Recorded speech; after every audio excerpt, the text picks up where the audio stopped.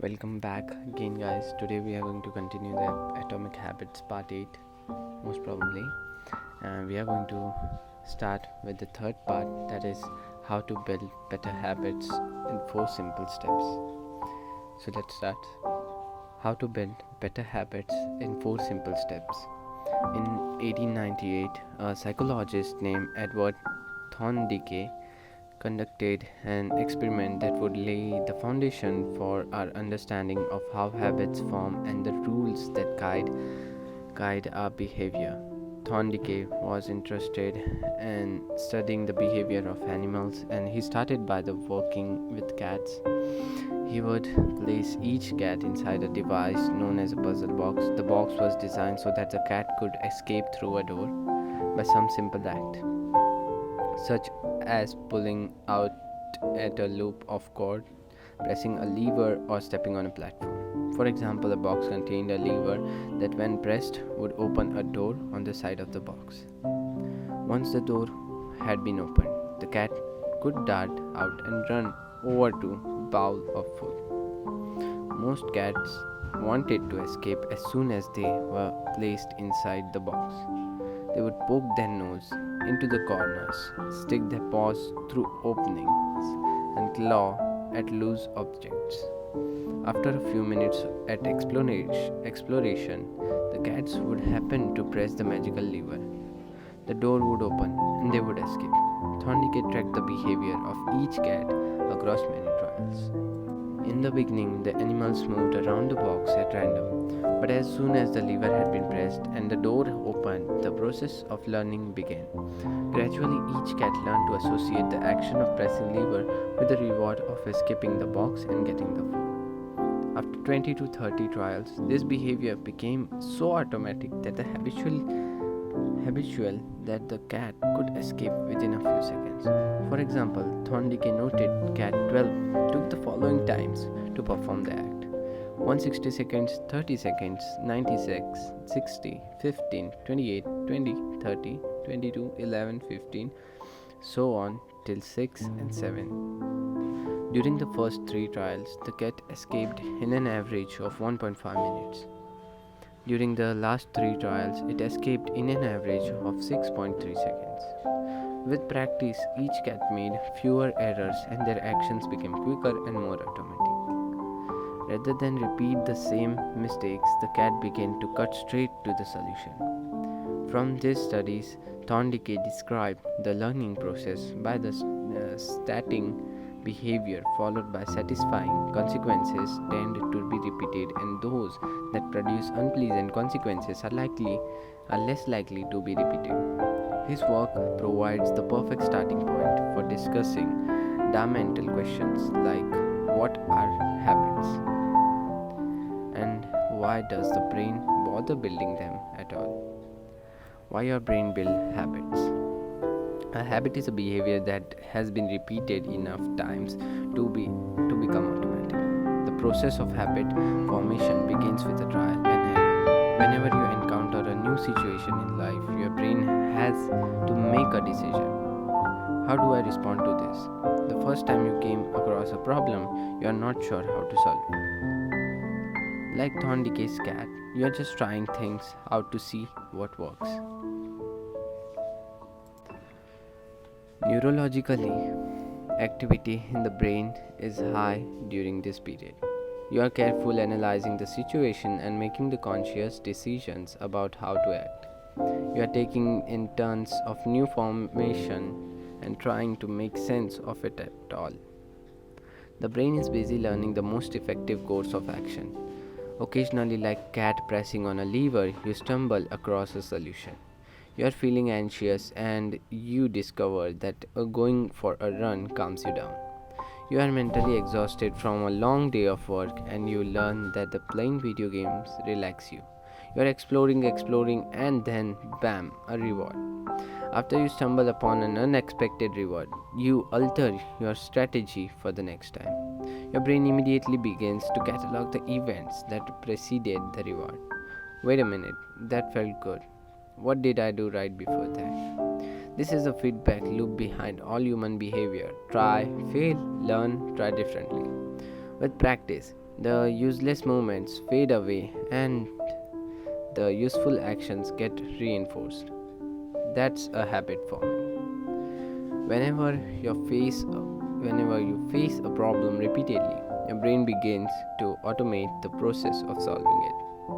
Your habits are just a series of automatic solutions that solve the problem and stresses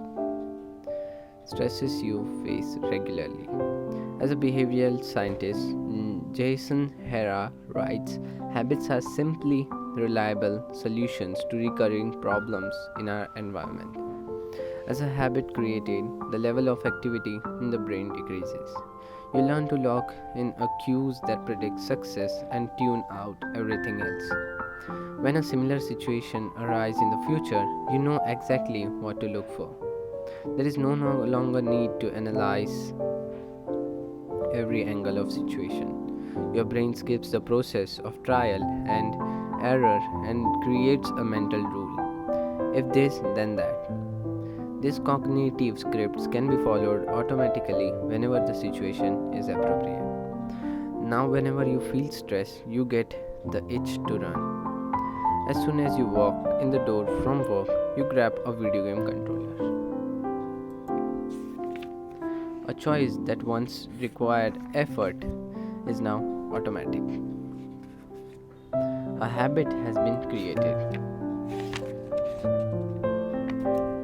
Habits are mental shortcuts learned from experience. In a sense, a habit is just a memory of the steps you previously followed to solve a problem in the past. Whenever the conditions are right, you can draw on this memory and automatically apply the same solution. The primary reason the brain remembers the past is to better predict what will work in future. Habit formation is incredibly useful because the conscious mind is bottleneck of the brain. It can only pay attention to one problem at a time. As a result, your brain is always working to preserve your conscious attention for whatever task is most essential. Whenever possible, the conscious mind likes to pawn off tasks to the non-conscious mind to do automatically. This is precisely what happens when a habit is formed. Habits reduce cognitive load and free up mental capacity, so you could allocate your attention to other tasks.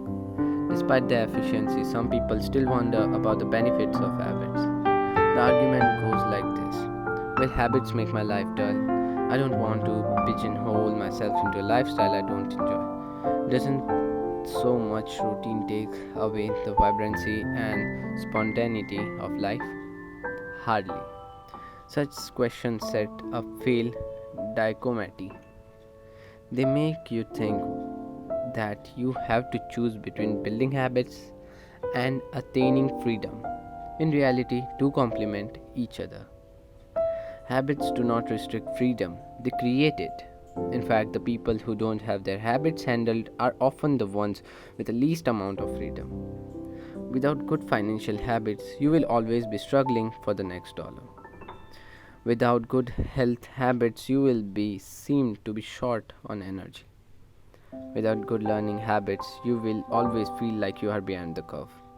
If you are always being forced to make decisions about simple tasks, when should I work out? Where do I go right?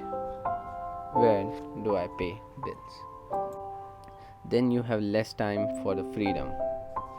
It's only by making some fundamentals of life easier that you can create the mental space needed for free thinking and creativity. Conversely, when you have your habits dialed in and the basics of the life are handled and done, your mind is free to focus on new challenges and master the next set of problems. Building habits in a present allows you to do more of what you want in future. The science of how habit works. The process of building a habit can be divided into 4 simple steps: cue, carving, response, and reward. Breaking it down into these fundamental parts can help us to understand what a habit is, how it works, and how to improve it. cue, carving, response, and reward. This four pattern in the backbone is the backbone of every habit, and your brain runs through these steps in the same order each time. First, there is a cue. The cue triggers your brain to initiate to behavior. It is a bit information that predicts a reward. Our prehistoric ancestors were paying attention to cues that signaled the location of primary rewards like food, water, and sex. Today we spend most of our time learning cues that predict secondary rewards like money, fame, power and status, praise and approval, love and friendship, or sense of personal satisfaction. Your mind is continuously analyzing your internal and external environment for hints of where rewards are located. Because the cue is the first indication that we are close to a reward, it naturally leads to a craving. Cravings are the second step, and they are motivational force behind every habit. Without some level of motivation or desire, without craving a change, we have no reason to act. What you crave is not the habit itself, but the change in the state it delivers. You do not crave smoking a cigarette, you crave the feeling of relief it provides. You are not motivated by brushing your teeth, but rather than by feeling of clean mouth. You do not want to turn on the television, you want it to be entertained. Every craving is linked to a desire to change your internal state. This is an important point that we will discuss in detail later. Cravings differ from person to person. In theory, any piece of information could trigger a craving. But in practice, people are not motivated by the same cues. For a gambler, the sound of slot machines can be a potent trigger that sparks an intense wave of desire. For someone who rarely gambles, the jingles and chimes of the casino are just background noise. Cues are meaningless until they are interrupted. The thoughts, feelings, and emotions of the observer are what transform cue into craving. The third step is to response. The response is the actual habit you perform, which can take you the form of thought or an action. Whether a response occurs depends on how motivated you are and how much friction is associated with the behavior. If a particular action requires more physical or mental efforts than you are willing to expend, then you won't do it. Your response also depends on your ability. It sounds simple, but a habit can occur only if you are capable of doing it. If you want to dunk a basketball but can't jump high enough to reach the hoop, well, you are out of luck. Finally, the response delivers a reward. Rewards are the end of the goal of every habit. The cue is about noticing the reward. The craving is about wanting the reward. The response is about obtaining the reward. We chase rewards because they serve two purposes. They satisfy us and they teach us. The first purpose of reward is to satisfy your cravings. Yes, rewards provide benefits on their own. Food and water deliver the energy you need to survive. Getting a promotion brings you more money and respect. Getting the shape improves your health and your dating prospects. But the more immediate benefits is that rewards satisfy your craving to eat or gain status or to win approval. At least for a moment, rewards deliver contentment and relief from craving. Second, rewards teach us which actions are worth remembering in the future. Your brain is a reward detector. As you go about your life, your sensory nervous system is continuously monitoring which actions satisfy your desire and deliver pleasure. Feeling of pleasure and disappointment are the part of the feedback mechanism that helps your brain distinguish useful actions from useless ones. Rewards close the feedback loop and complete the habit cycle. If a behavior is insufficient in any of the four stages, it will not become a habit. Eliminate the cue and your habit will never start. reduce the craving, and you won't experience enough motivation to act. Make the behavior difficult, and you won't be able to do it. And if the reward fails to satisfy your desire, then you will have no reason to do it again. No reason to do it again in the future. Without the first 3 steps, a behavior will not occur. Without all 4, a behavior will not be repeated. In summary, the cue triggers a craving, which motivates a response, which provides a reward, which satisfies the craving, and ultimately becomes associated with the cue. Together, these 4 steps form a neurological feedback loop: cue, craving, response, and reward, that allows you ultimately to create automatic habits. The cycle is known as habit loop. This 4 steps process is not something that happens occasionally, but rather it is an endless feedback loop that is running and active during every moment you are alive. Even now, the brain is continually scanning the environment, predicting that what will happen next, trying out different responses and learning from the results.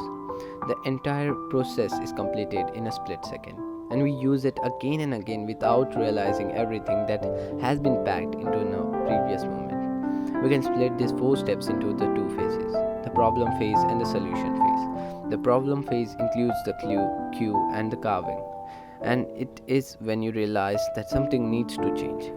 The solution phase includes the response and reward, and it is when you take the action to achieve change you desire. All behavior is driven by the desire to solve problem. Sometimes the problem is that you notice something good and you want to obtain it. Sometimes the problem is that you are experiencing pain and you want to relieve it. Either way, the purpose of every habit is to solve the problems you face. In the table of the following page, you can see the few examples what this looks like in the real life.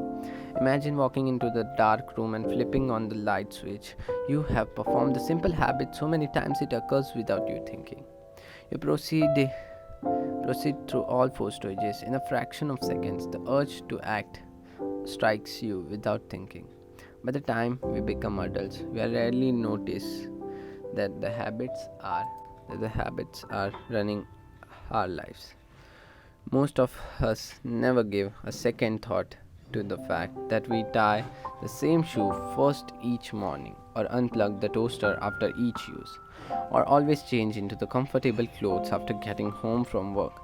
After decades of mental programming, we automatically slip into these patterns of thinking and acting.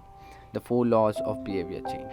In the following chapter, we will see the time and again how the 4 stages: cue, carving, craving, response, and reward influence nearly everything we do each day. But before we do that, we need to transform these 4 steps into practical framework that we can use to design good habits and eliminate bad ones. I refer to this framework as a 4 law of behavior change, and it provides a simple set of rules for creating good habits and breaking bad. You can think of each law as a lever that influences a human behavior. When the levers are in the right position, creating good habits is effortless. When they are in the wrong position, it is nearly impossible. We can invert these laws to learn how to break bad. It would be irresponsible for me to claim that these 4 laws are in an exhaustive framework for changing any human behavior, but I think they are close. As you will soon see, the 4 laws of behavior change apply to nearly every field, from sports to politics, arts to medicine, comedy to management. This law can be used no matter what challenge you are facing. There is no need for complete different strategies for each habit.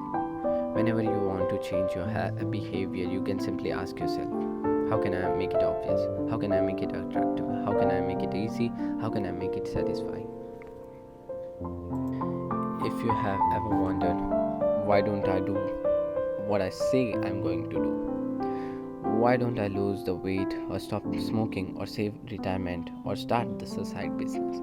Why do I say something is important but never seem to make time for it? The answer to those questions can be found somewhere in these 4 laws. The key to creating good habits and breaking bad ones is to understand these fundamental laws and how to alter them to your specifications. Every goal is doomed to fail if it goes against the grain of human nature. Your habits are shaped by the system in your life. In this chapter that follows, we will discuss these laws one by one and show you how you can use them to create a system in which good habits emerge naturally and the bad habits wither away. Chapter summary. A habit is a behavior that has been repeated enough times to become automatic. The ultimate purpose of habit is to solve the problems of the life with as little energy and effort as possible. Any habit can be broken down into a feedback loop that involves 4 steps: cue, craving, response, and reward. The 4 laws of behavior change are a simple set of rules we can use to build better habits. They are: make it obvious, make it attractive, make it easy, and make it satisfying. So guys, that was it for today. We have completed the third part, and guys, please tell me which book I should prefer and subscribe my channel and just join it fast.